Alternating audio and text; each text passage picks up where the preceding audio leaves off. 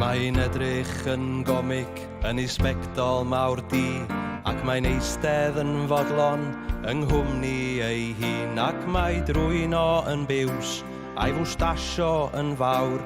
Mae'n hen bryd i ti throi hi am adre nawr.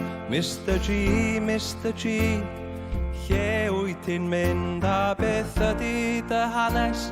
Dwed wrtha i fy ffrind chos dwi rioed i dy weld i yn sobor o'r blaen. Mr G, ti di meddwi yn gocls pan daw diwedd y nos ac mae'r bar bron a cau. Mae'n cael un peint bach arall, dim ond un peint neu ddau, ac mae ar ei ore a diom isio mi'n adre. Mae o'n eistedd yn dawel yn bwyso'r y bar, yn chwilio llawenydd yng ngwaelod y jar, ac mae ar ei ore a diom isio mi'n adre.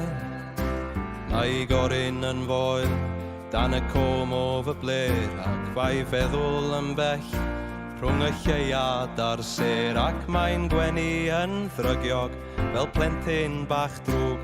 Mr G, rwy ti'n gradur bach doniol, a sut ei di adre, chos mae'n tywallt y glaw, neu di gerdded holl ffordd a dy fag yn dy law, yn ôl i di gwag, mor unig dy fyd, yn byw ac yn bod yn y dafarn o hyd. Pan daw diwedd y nos ac mae'r bar bron a cau, mae'n cael un peint bach arall, dim ond un peint neu ddau, ac mae ar ei ore a diom isio mi'n adre.